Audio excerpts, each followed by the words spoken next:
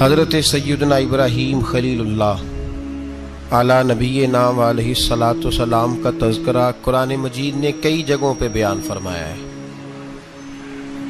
نبی پاک صلی اللہ تعالی علیہ وسلم نے ارشاد فرمایا ہے کہ میں ملت ابراہیم پہ ہوں۔ حضرت ابراہیم علیہ الصلاۃ والسلام کے سیرت کو، سوانح کو، ان کی زندگی کے واقعات کو قرآن مجید نے متعدد مقامات پہ بیان کیا ہے۔ انبیاء کرام علیہم السلام 1,24,000 کم و بیش ہوئے، لیکن دین اسلام میں نبی پاک علیہ السلام کی امت میں جو مقام حضرت ابراہیم کا ہے وہ بس انہی کا ہے۔ ان کی زندگی ایک بڑی خوبصورت، بڑی منفرد اور مسلمانوں کے لیے بڑی اسوہ نور دینے والی زندگی ہے۔ نبی پاک صلی اللہ علیہ وسلم نے فرمایا میں اپنے باپ حضرت ابراہیم کی دعا بن کے دنیا میں آیا ہوں۔ اور پھر محبوب پاک سید عالم صلی اللہ تعالی علیہ وسلم نے اپنی امت میں بھی جناب ابراہیم کے طریقے کو جاری رکھا۔ صحابہ نے قربانی کے بارے میں حضور سے پوچھا ما ھذہ الاضحیہ، یا رسول اللہ صلی اللہ علیہ وسلم یہ قربانی کیا ہے؟ تو فرمایا سنت ابیکم ابراہیم، یہ تمہارے باپ حضرت ابراہیم کا طریقہ ہے، یہ تمہارے باپ حضرت، حالانکہ قربانی نبی پاک صلی اللہ علیہ وسلم کا بھی طریقہ ہے، لیکن فرمایا تمہارے باپ حضرت ابراہیم، حضرت ابراہیم کے ذکر کو باقی رکھا۔ اللہم صلی علی محمد وعلی آل محمد کما صلیت علی ابراہیم وعلی آل ابراہیم، ان کے تذکرے کو باقی رکھا دین کے اندر۔ حضرت ابراہیم بڑی امتیازی شان والے نبی ہیں، بڑی امتیازی شان والے۔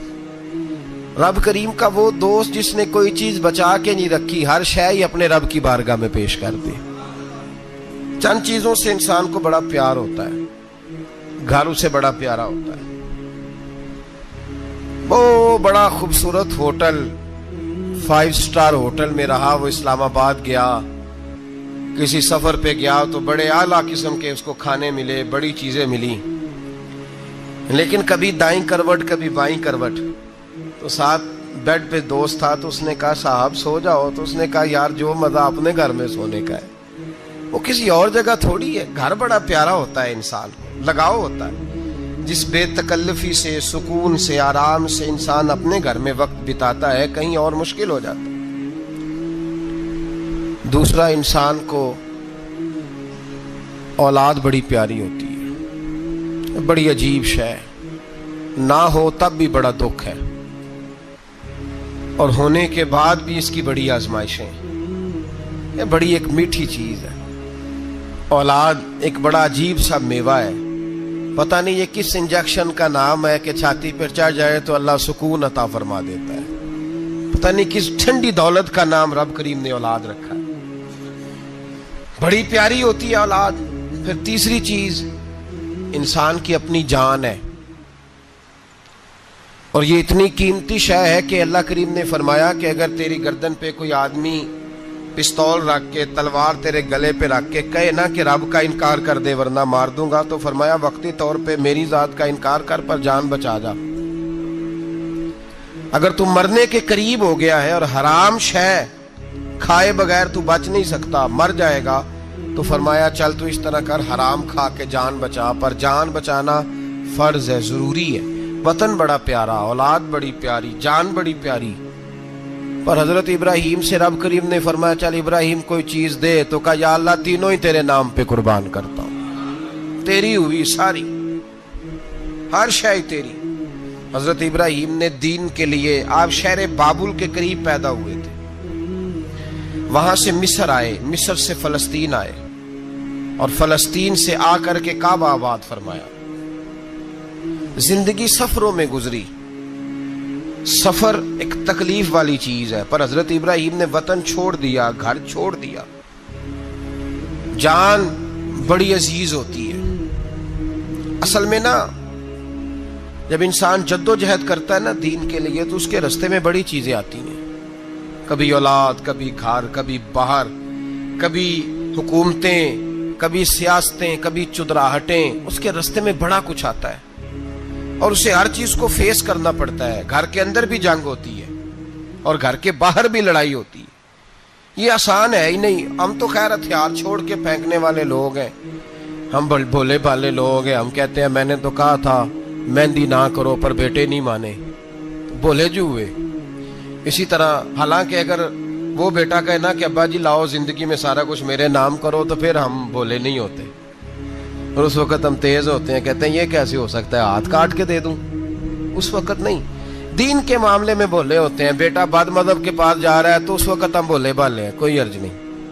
لیکن اگر وہ اپنی پسند کی شادی کرے ہمیں کراس کر کے، پھر ساتھ ہی ہم تیز ہو جاتے ہیں. تو حضرت ابراہیم نے جب دین کے لیے نکلے تو جد و جہد کی، گھر کے اندر بھی گھر کے باہر بھی.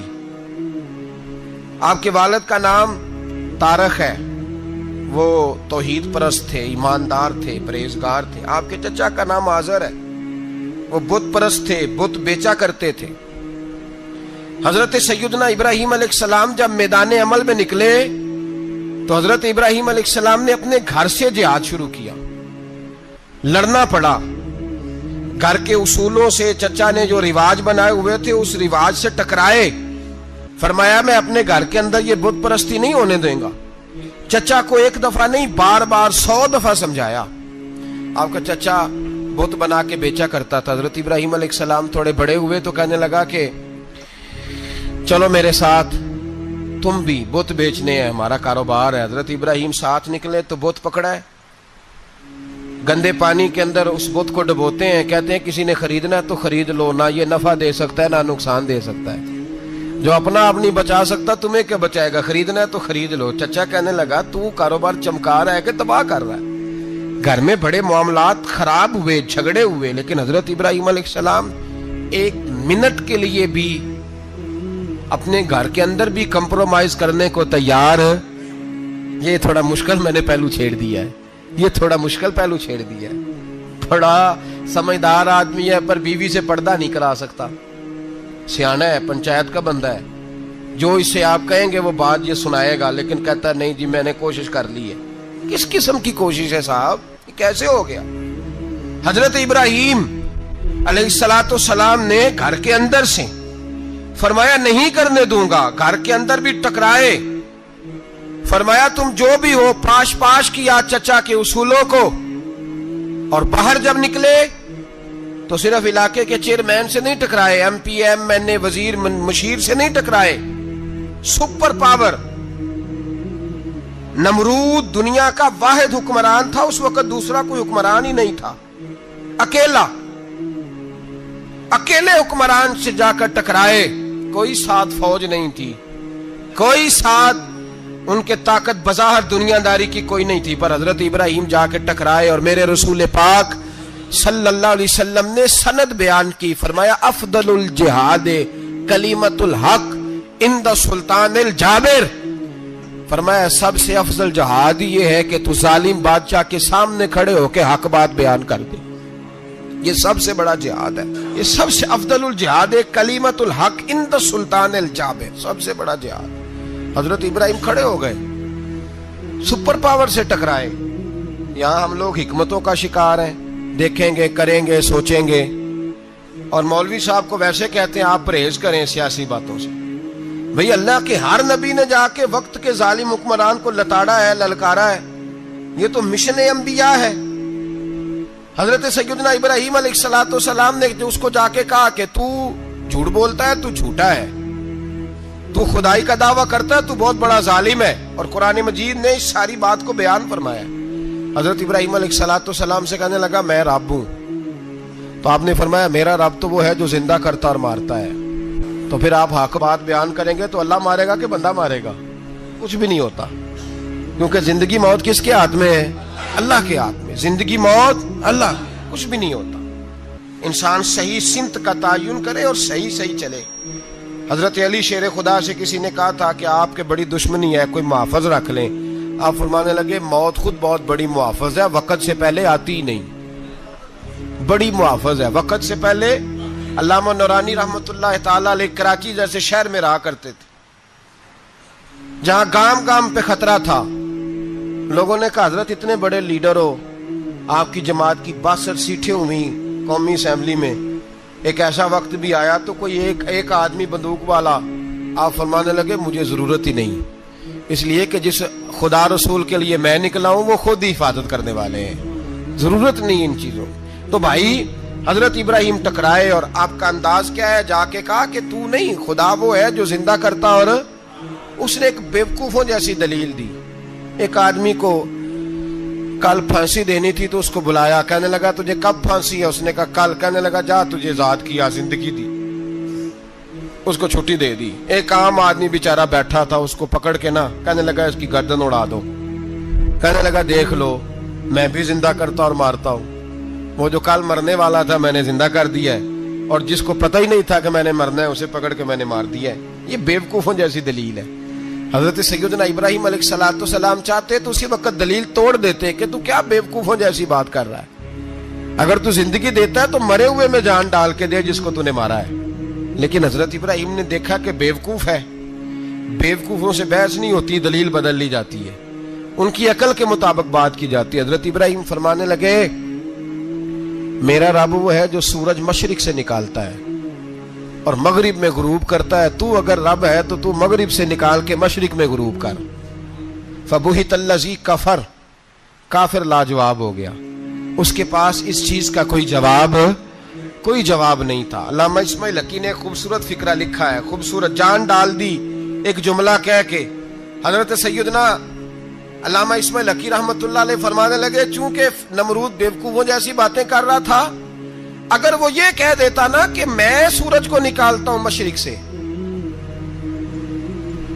मैं गुरूब करता हूं माज़अल्लाह मगरिब में मैं निकालता हूं, तो आप अपने रब से कहिए कि वो मगरिब से निकाल के मशरिक में गुरूब करे। अल्लामा इस्माइल हकी फरमाते हैं रब करीम की आवाज़े कुदरत थी, मालिक हजरत इब्राहिम अलैहिस्सलाम के इस, अगर वो कह देता और हजरत इब्राहिम दुआ कर देते तो रब करीम ने फरिश्तों को तैयार बिठाया हुआ था।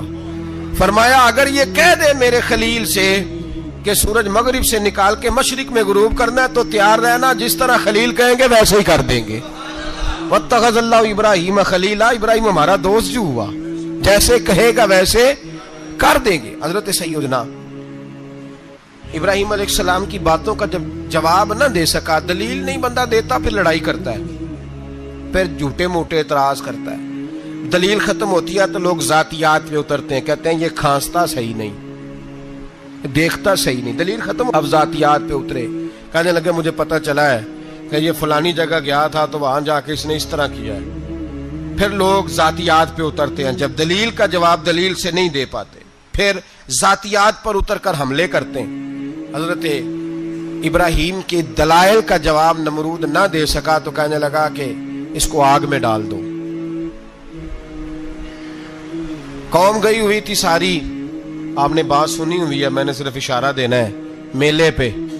तो हजरत सैयदना इब्राहिम अलैहिस्सलाम ने सारे बुत तोड़ दिए, कुल्हाड़ा बड़े बुत की गर्दन पे रखा, वापस आए, कहने लगे बुत किसने तोड़े हैं? तो फरमाया इससे पूछ लो जिसकी गर्दन पे कुल्हाड़ा है।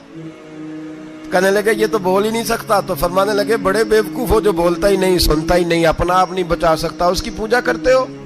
कहने लगे पकड़ो, दलीलें खत्म हो गई, इसको आग में डालो। बहुत बड़ी हवेली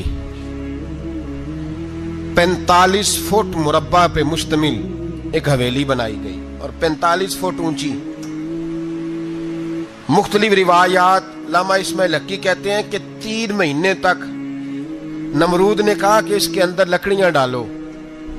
लोग पूछने लगे कितनी दुनिया जलानी है? कहने लगा बंदा तो एक जलाना है, पर बंदा बड़ा तगड़ा है, एक बंदा। 3 महीने लकड़ियां डाली गईं। और लोगों की जो तुहम्मात होती है ना वो बड़ी अजीब होती हैं। तुहम्मात मैंने बड़ी तफसील से रमजान मुबारक में गुफ्तगू की थी।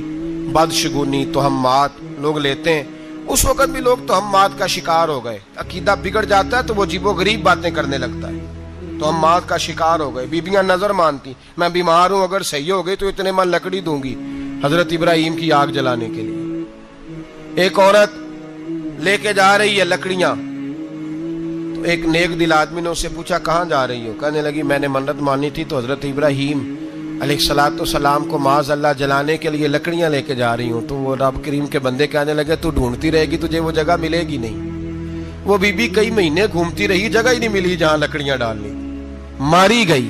तो हम्मात का शिकार हुए बहुत सारे लोग। तो हम्मात का भाई, तो हम्मात दीन के अंदर मना है। तो हम्मात दीन में कोई नजर मानना, कोई किसी बुजुर्ग के मजार पे जाके साले सवाब के लिए कोई चीज मानना, ये तो दुरुस्त हुआ। लेकिन गैर शरी नजरें मान लेना कि मैं आग के गिर्द चक्कर लगाऊंगा, मैं जनाब वहां जाके ये वाला तमाशा करूंगा, मैं धागा बांधूंगा, मैं रस्सा काटूंगा, मैं वहां गंदे हौं से पानी पीऊंगा, इनकी शरीयत इजाजत, ये तो हम बात है, बदशगुनी है, दीन में इनकी कोई गुंजाइश। आप नजर मानने से पहले भी किसी आलिम से राब्ता करें कि मैं मन्नत मांगने लगा हूं तो कैसे माननी चाहिए, इसका तरीका पूछें। ऐसे ही गलत चीज की मन्नत थोड़ी मान ली जाएगी। बहरहाल आमदाम बरसरे मतलब हजरत इब्राहिम के लिए आग जलाई गई, 45 फुट ऊंची आग है, परिंदा भी ऊपर से गुजरता है तो नीचे गिर जाता है जल के। इतने दिन लगा के आग जलाई गई।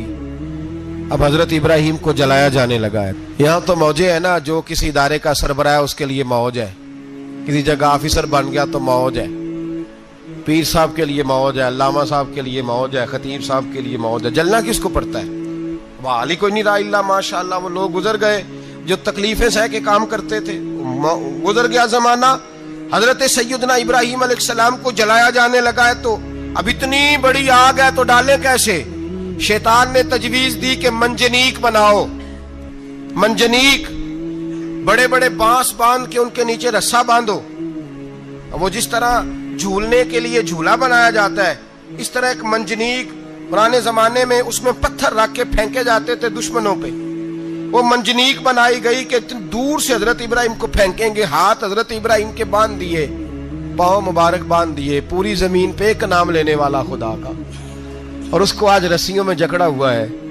जब फेंका जाने लगा ना आग में, हूरे रोने लगी, फरिश्ते तड़पने लगे, ए अल्लाह ये क्या होने लगा है? एक तेरा खलील और वो भी आग में। फरमाया जाओ जाके उससे कहो अगर तुम्हारी मदद लेता है तो उसे बचाओ।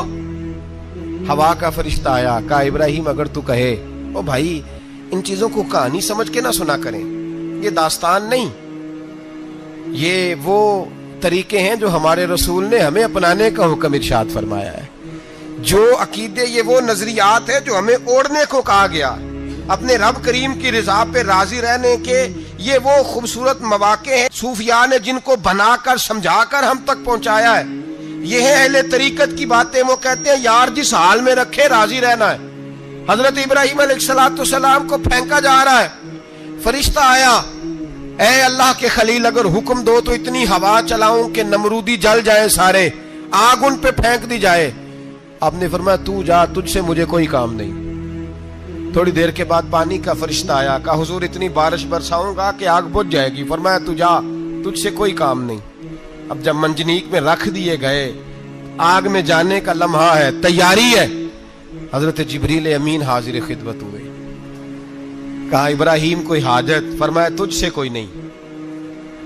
कहा चलो मुझसे नहीं तो रब करीम से ही बात कर लो, मुझे पता है मैं छोटा हूं, आप मुझसे मदद क्यों लोगे, रब करीम से ही बात कर ले। तो हजरत इब्राहिम कहने लगे जिब्रील ये बता, रब को नहीं पता उसका खलील किस हाल में है? उसे नहीं पता मैं किस हाल में हूं? मेरे हाथ बंधे हैं, पैर बंधे हैं आग में, उसे नहीं पता?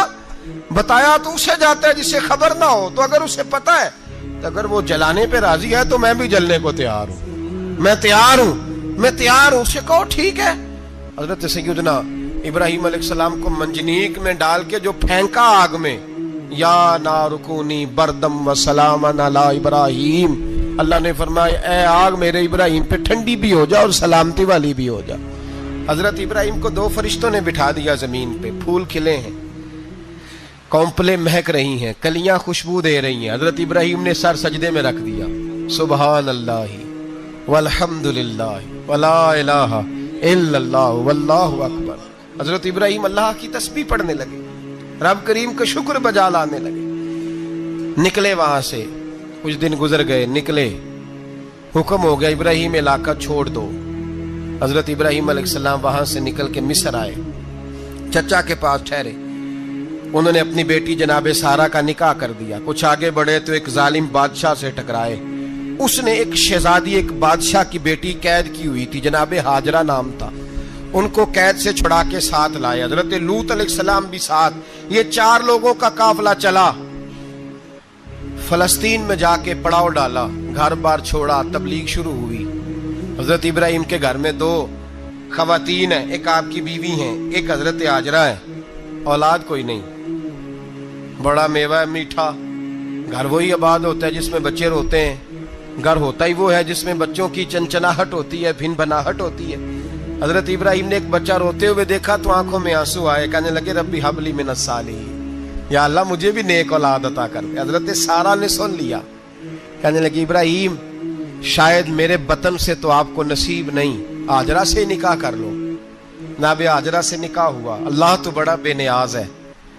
رب کریم نے حضرت اسماعیل جیسا خوبصورت بیٹا عطا فرمایا. بیٹا کالا سیاہ بھی ہو تو سینے کی ٹھنڈک ہوتا ہے, پر یہ تو وہ بیٹا ہے جس کی پیشانی میں نور محمدی چمکتا ہے صلی اللہ علیہ وسلم. حضرت سیدنا اسماعیل علیہ اتنے خوبصورت. اب جس بیوی کے ہاں بیٹا تھا, بیٹھنا اٹھنا بھی زیادہ اس کے پاس, آنا جانا بھی اس کے پاس, توجہ ادھر ہو گئی. جناب سارہ رشک کرنے لگی. ایک دن کہنے لگی اسے چھوڑا جنگل میں, وادی غیر ذی زرع, مکے کے پاس. بھائی ایک بیٹا عالم دین بنا لو. کہنے لگا روٹی کہاں سے کھائے گا؟ تیرے 5 بیٹے ہیں, کو حافظ قرآن بنا, کہتے روٹی کہاں سے کھائے گا؟ وہ بچہ بھی کہتا ہے میں کہاں سے کھاؤں گا. حضرت ابراہیم علیہ السلام تو چند مہینے کا بچہ چھوڑ آئے, تو کہاں سے روٹی کھائی حضرت اسماعیل نے؟ کہاں سے کھائی ان کی اماں نے روٹی؟ بھوکے مر جاتے ہیں یہ سارے. میں بڑی ذمہ داری سے کہا کرتا ہوں کہ جتنی خوبصورت روٹی اللہ کریم دین کے خادموں کو عطا کرتا ہے شاید کسی اور کے نصیب ہوتی ہو, لیکن ہم لوگ توجہ ہی نہیں کر رہے. ہمارا ذوق ہی نہیں بن رہا.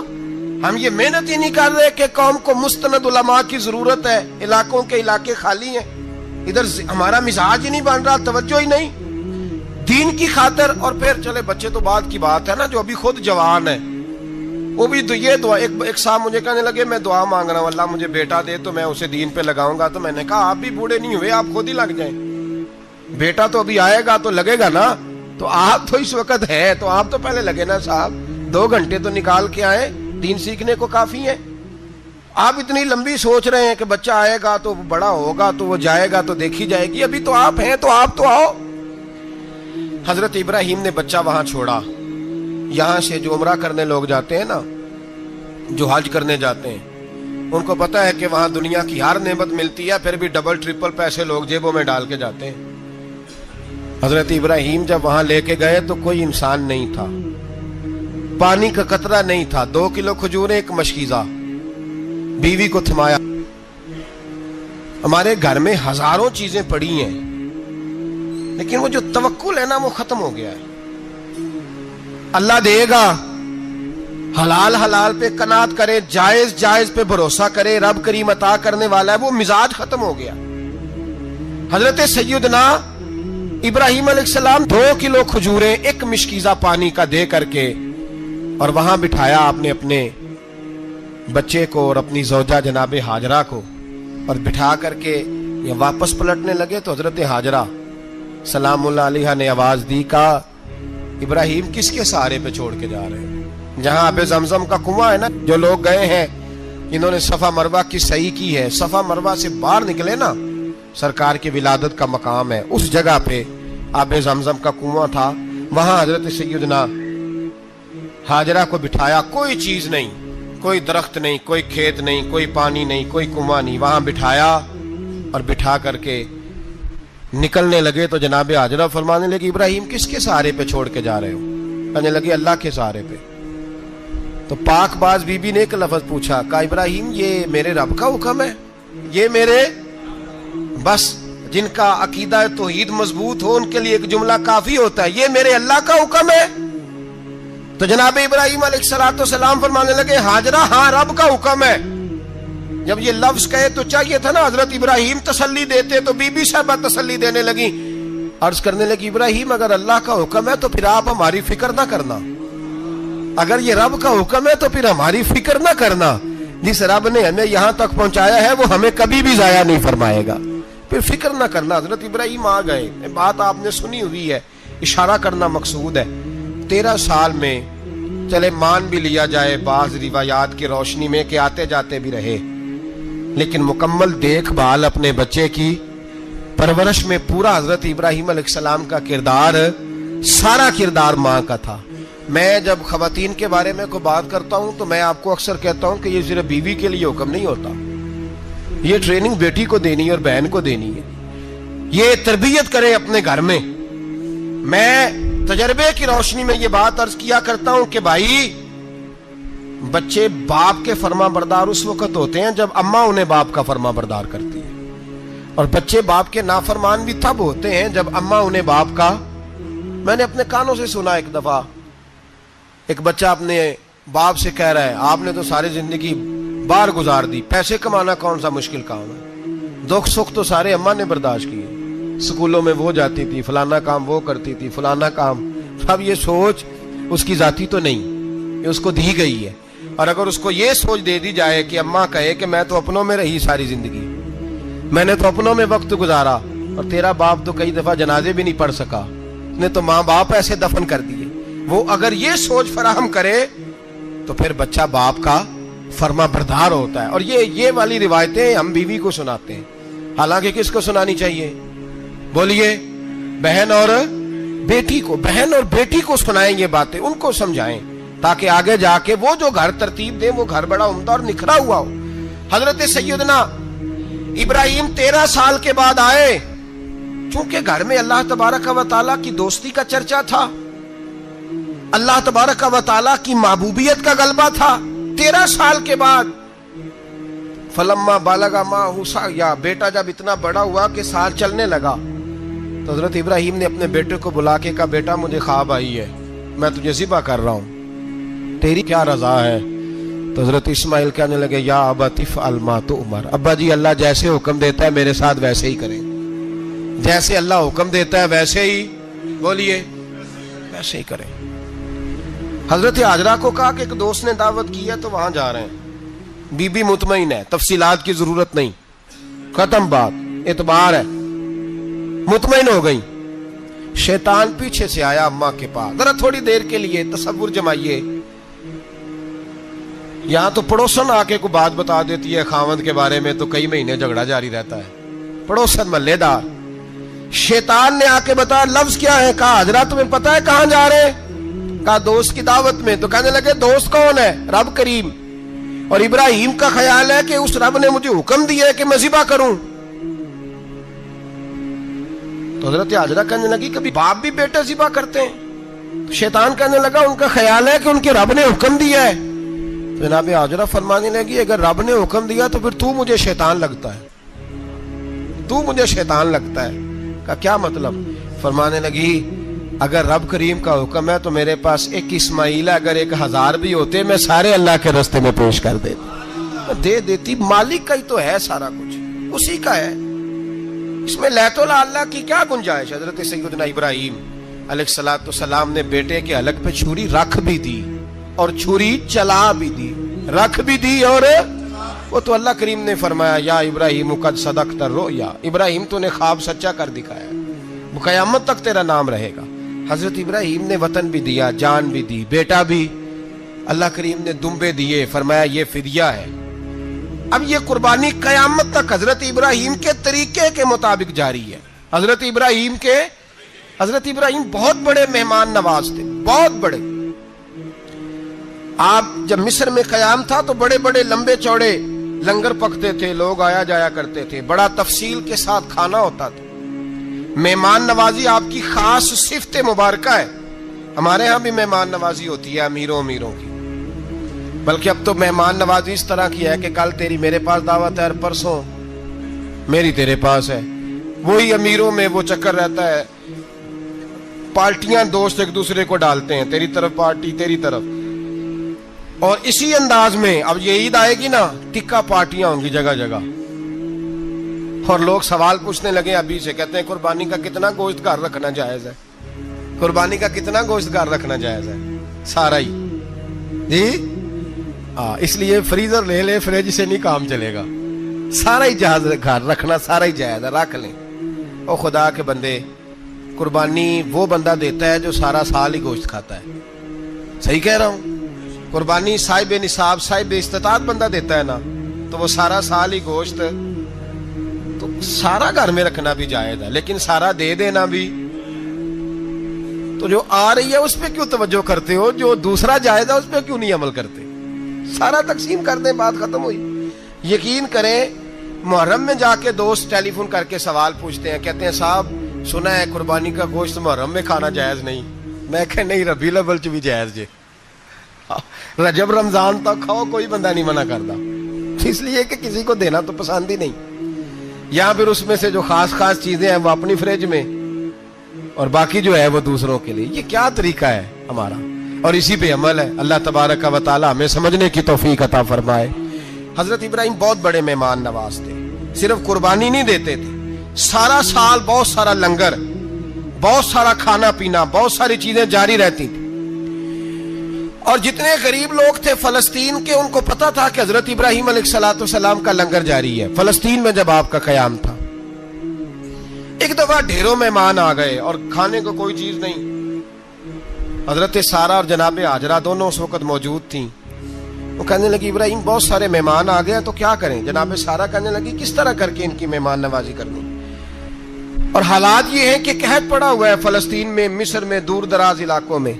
تو حضرت ابراہیم کہنے لگے یہ اللہ کے مہمان ہیں اور ہمیں رب کریم کا بندہ سمجھ کے آ گئے، اللہ ہی بندوبست کرے گا۔ فرمانے لگے میرا مصر میں ایک دوست ہے، وہ قحط کے دنوں میں غلہ جمع کر لیتا ہے، میں اس کی طرف پیغام بھیجتا ہوں، مجھے امید ہے وہاں سے غلہ ملے گا۔ 2-3-5 اونٹ والے غلام بلائے اور ان کو کہا کہ جاؤ غلہ لے آؤ مصر کے دوست سے۔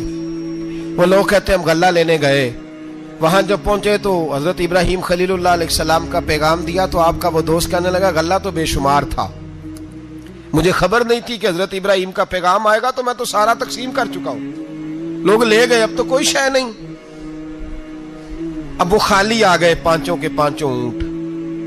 جب خالی آئے تو حضرت ابراہیم کی حویلی کی دیواریں چھوٹی چھوٹی تھیں، ان غلاموں میں سے، خادموں میں سے، آپ کے ان چاہنے والوں میں سے ایک کہنے لگا یار وہ غریب تو انتظار کر رہے ہوں گے کہ غلہ لینے گئے ہیں، ہمیں روٹی ملے گی۔ چھوٹی چھوٹی دیواریں ہیں، وہ جب دیکھیں گے نا خالی آ گئے تو انہیں تکلیف ہوگی، اس طرح کرو بوریوں میں ریت بھر لیتے ہیں، ریت بھر کے لے جاتے ہیں، بعد میں اندر رکھ کے انہیں سمجھا بہلا لیں گے یا حضرت ابراہیم کو بتائیں گے، وہ خود ہی ان لوگوں کی دلجوئی فرمائیں گے۔ اب غلہ کی جگہ ریت بھر کے اونٹوں پہ رکھ کے لائی گئی، لا کے بوریاں جب رکھ دی گئیں، حضرت ابراہیم علیہ السلام دوپہر کے وقت آرام فرما رہے تھے، بی بی سارہ اٹھی، کہتی ہیں جب میں نے دیکھا نا کہ بوریاں پہنچ گئی ہیں تو گئی، غلام کو ساتھ لیا اور اس کو جب کھولا نا تو کہتی اتنی حسین گندم میں نے پہلے کبھی دیکھی نہیں تھی، اتنا پیارا دانا میں نے کبھی ملاحظہ ہی نہیں کیا تھا۔ فرماتی ہیں جب اس کو پیس کر چکی میں روٹیاں پکائیں تو خوشبو دور دور تک پھیل گئی، اعلیٰ غذا بنی، بڑے بڑے کھانے بیویوں نے مل کے پکائے، چن دیے گئے، حضرت ابراہیم اٹھے تو لوگ کھانا کھا رہے ہیں، سجدہ شکر ادا کیا، اور جب سجدے میں گئے تو وحی آنے لگی، پھر رونے لگے۔ جب پلٹ کر باہر تشریف لائے تو جناب سارہ کہنے لگی ابراہیم تمہارا مصری یار بڑا اچھا ہے، اس نے اتنی اعلیٰ گندم بھیجی ہے کہ اتنی تو میں نے پیاری گندم کبھی دیکھی نہیں۔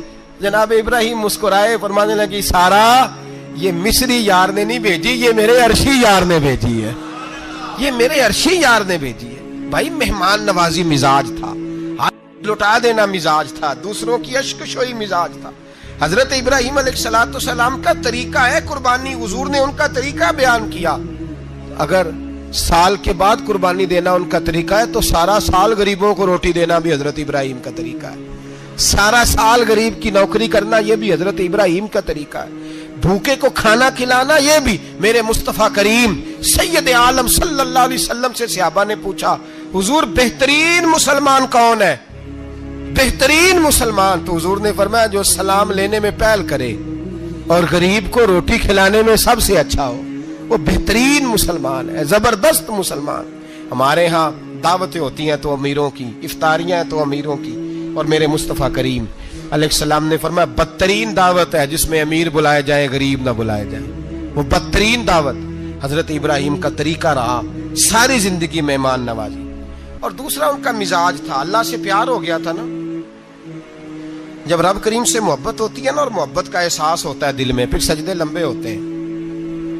عام آدمی تو نماز بھی نہیں پڑھ سکتا, جسے خدا سے محبت ہوتی ہے وہ تہجد بھی نہیں چھوڑ سکتا. وہ یہ محبت کی بات ہے نا, جس کو پیار ہوتا ہے اس کی تہجد بھی ہے, اس کی اشراق بھی ہے, چاشت بھی ہے, اس کے عمرے بھی ہیں, اس کے حج بھی ہیں, اس کے بار بار کعبۃ اللہ کے دیدار بھی ہیں. یہ محبت الہی ہے, جوش مارتی. ان لوگ سجدہ کرتے ہیں تو اٹھتے ہی نہیں, اللہ کے بندوں سے پیار کرتے ہیں اللہ کی. حضرت ابراہیم کو رب کریم سے اتنی محبت تھی, اتنا پیار تھا کہ وہ آپ کی زندگی کے ہر پہلو سے چھلکتا تھا.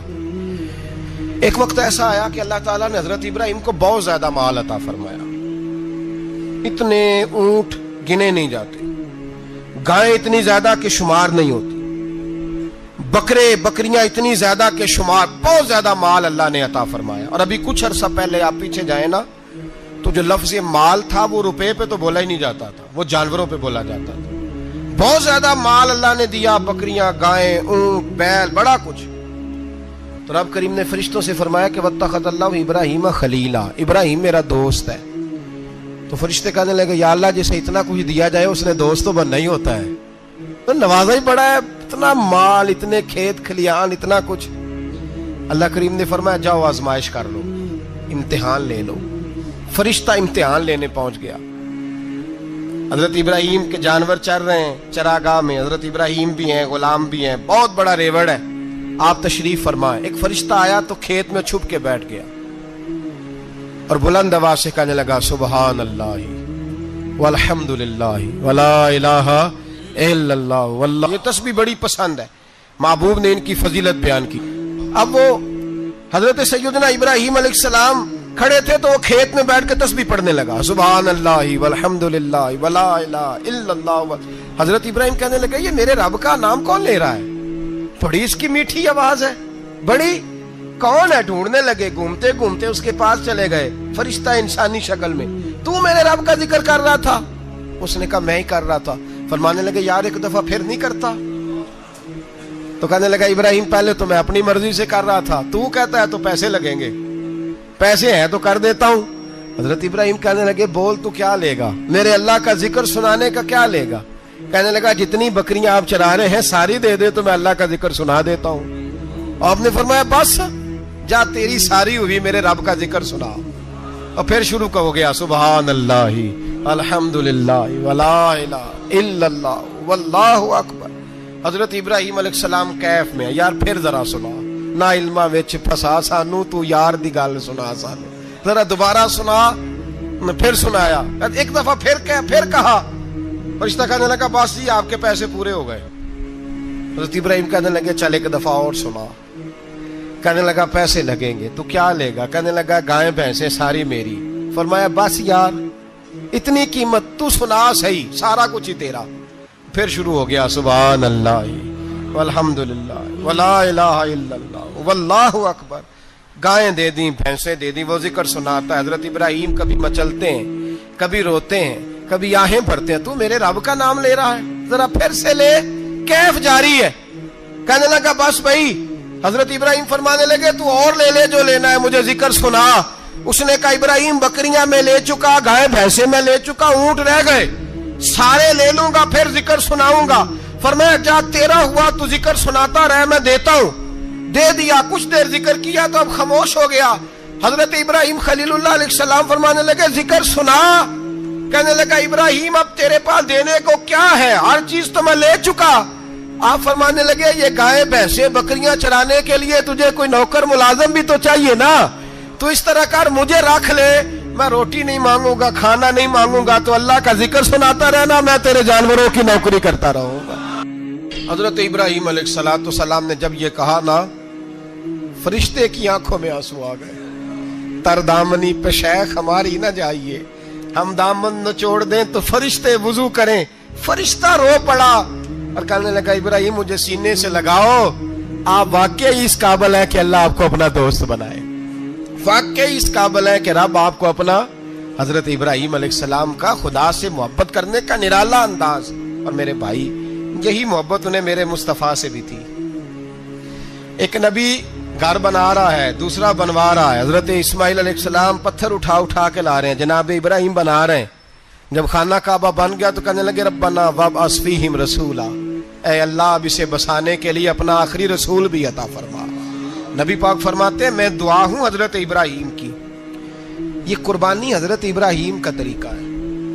حضور نے اگرچہ نبی پاک کی اپنی سنت تھی، یہ بھی کہہ سکتے تھے سنتی و سنت ابیکم ابراہیم، میری سنت ہے اور تمہارے باپ ابراہیم کی سنت ہے، یہ نہیں فرمایا۔ جب صحابہ نے کہا قربانی کیا ہے، فرمایا سنت ابیکم ابراہیم، یہ تمہارے باپ ابراہیم کی سنت ہے۔ ہر صاحب نصاب پر قربانی واجب ہے۔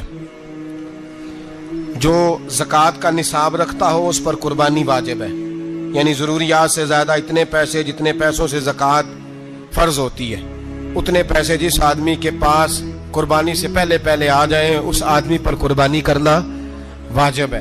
بکرا، چھترا، دمبا 1 سال کا یا دمبا 6 مہینے کا ہو پر اتنا بڑا محسوس ہوتا ہو کہ لگے کہ 1 سال کا ہے، اس کی قربانی ہو سکتی ہے۔ جانور میں کوئی عیب نہیں ہونا چاہیے، اتنا کمزور نہ ہو کہ ذبح جہاں اسے کرنا ہے وہاں وہ چل کے جا نہ سکے، اتنا کمزور جانور نہ ہو، اس کے اندر بظاہر کوئی اتنا بڑا نقص نہ پایا جاتا ہو، کانا نہ ہو، لنگڑا نہ ہو، کوئی اس کی ہاتھ نہ کٹے ہوئے ہوں، ایسا نقص جو واضح ہو۔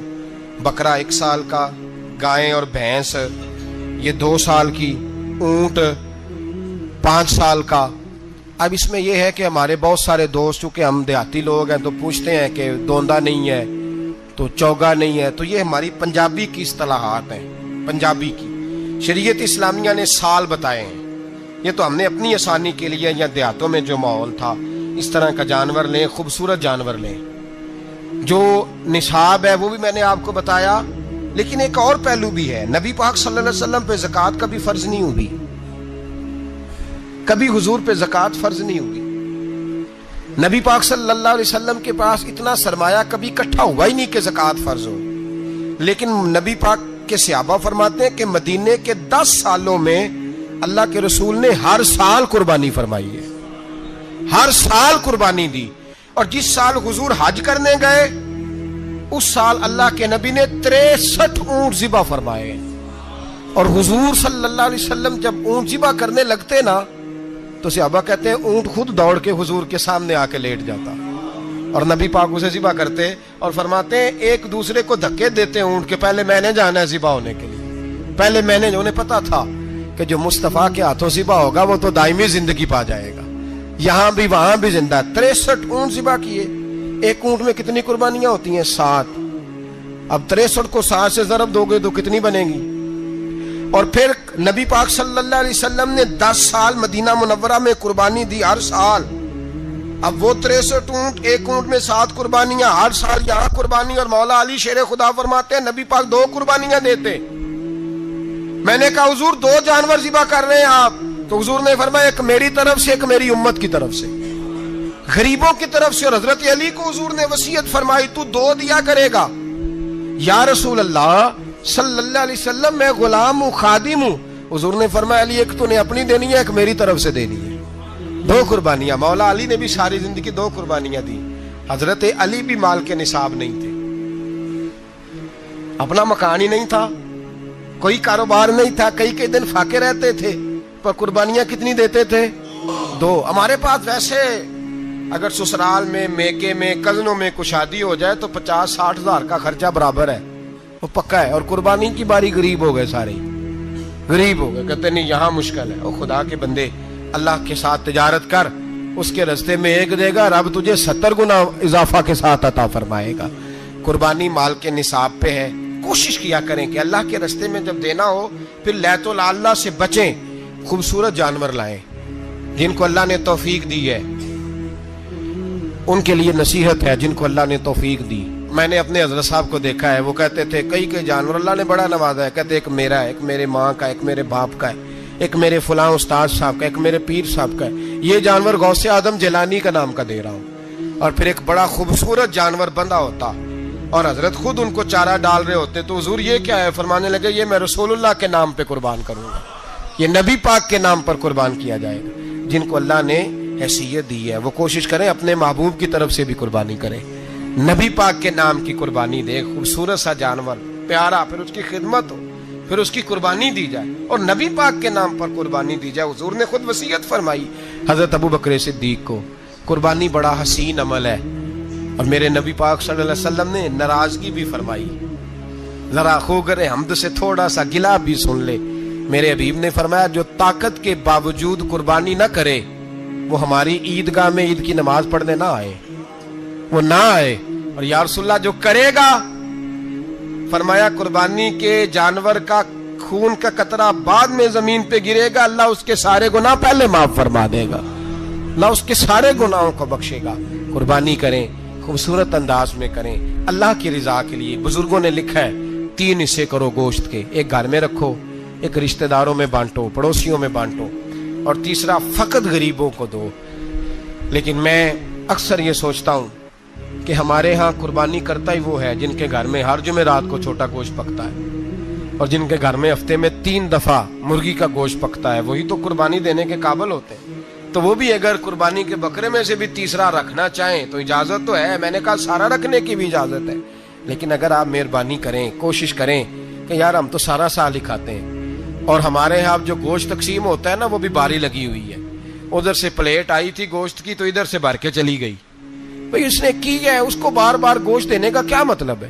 آپ یہ دیکھیں عزیزوں میں، رشتہ داروں میں، اور میں اگر تھوڑا سا آپ کی توجہ کرانے میں کامیاب ہو جاؤں تو سفید پوش لوگوں کو دیکھیں، کچھ سفید پوش ہیں، سفید پوش جن کے اوپر قرضے ہیں، بیماریوں نے جکڑ لیا ہے، گھر میں بڑے بڑے سخت مریض آ گئے ہیں، سفید پوش پہلے دیا کرتے تھے۔ آپ ان سے پوچھتے ہیں صاحب قربانی، تو بات کو ٹالتے ہیں، وہ کہتے ہیں سوچ رہا ہوں کوئی حصہ ڈال جائے، پردہ پوشی کرتے ہیں، کہتے ہیں کہیں حصہ رکھا ہوا ہے، پردہ پوش۔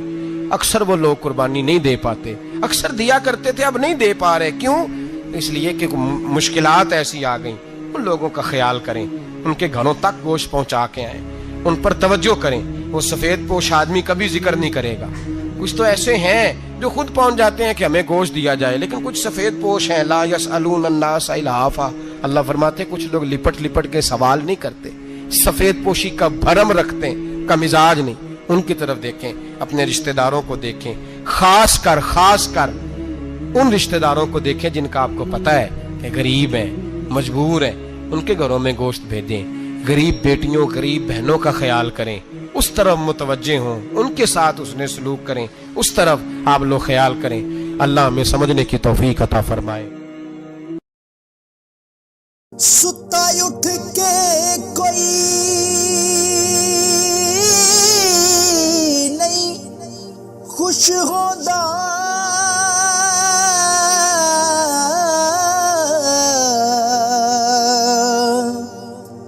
بڑے ستے جگا کے میں ویکھیا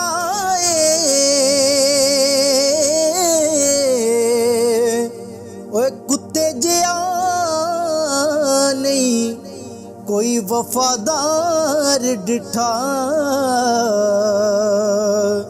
تے ٹکر سکا بھی پا کے ویکھ آئے۔